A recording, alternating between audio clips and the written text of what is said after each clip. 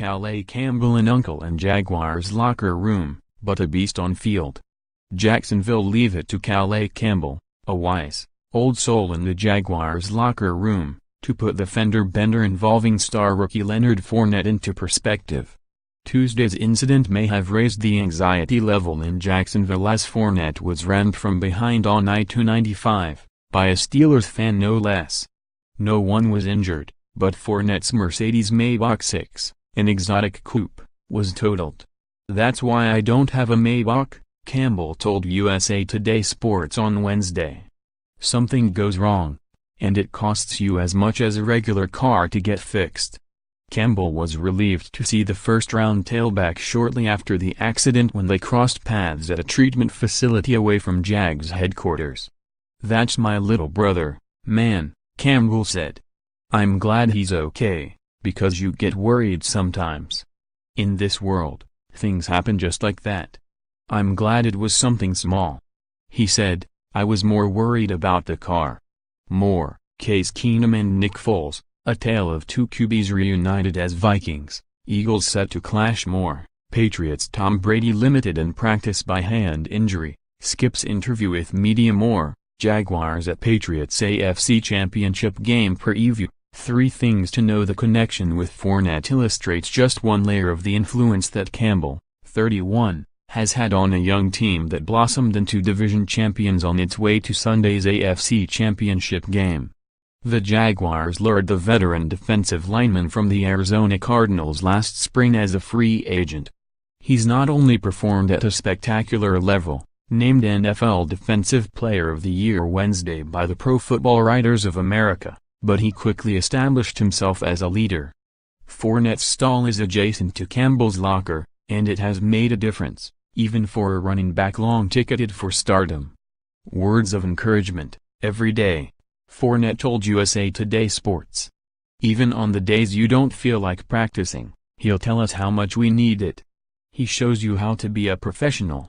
Pro football is basically a young man's game, and Campbell is one of just 4 players on Jacksonville's 53-man roster who's at least 30. But every team needs someone like him. As the Jags built this team, it includes a phenomenal defense, infused with high draft picks in recent years. It was essential to mix in veterans who could produce while being role models. For him to come in, and, in a short period of time, create the types of relationships that he has, was not automatic," fourth-year receiver Mark Isley told USA Today Sports.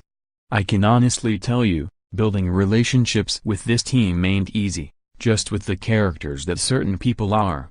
Lee Locker's on the other side of Campbell and admits, "For me to befriend Calais was very different."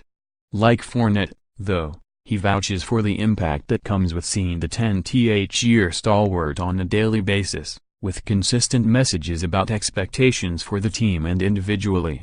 "You know, like back in the day," said Lee, 26, "when you sit down and listen to your uncle, and he tells you all the crazy stories about the things he's been through?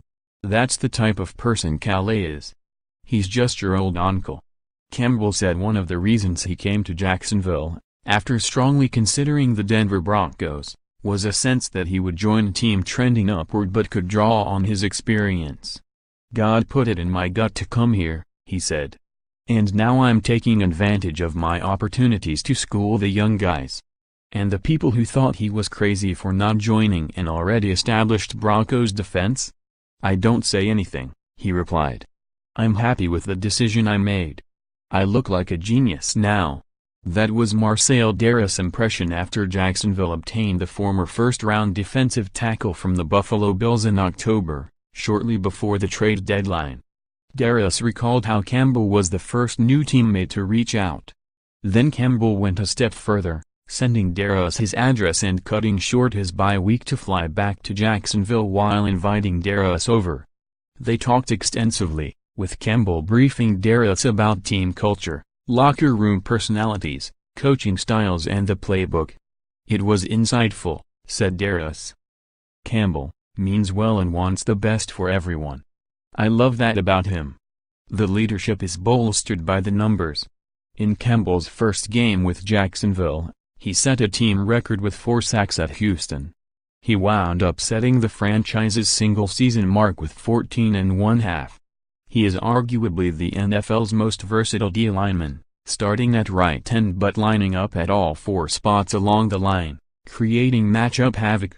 Calais is a beast, linebacker Miles Jack told USA Today Sports.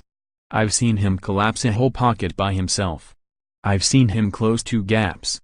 If you put him on the edge, he can beat the guy off the corner. If you put him in the middle, he can walk the center back to the quarterback. In my opinion, Calais is really unstoppable. And worth listening to. Especially now. Sure, it would take a huge upset to beat Tom Brady and the Patriots on their own turf.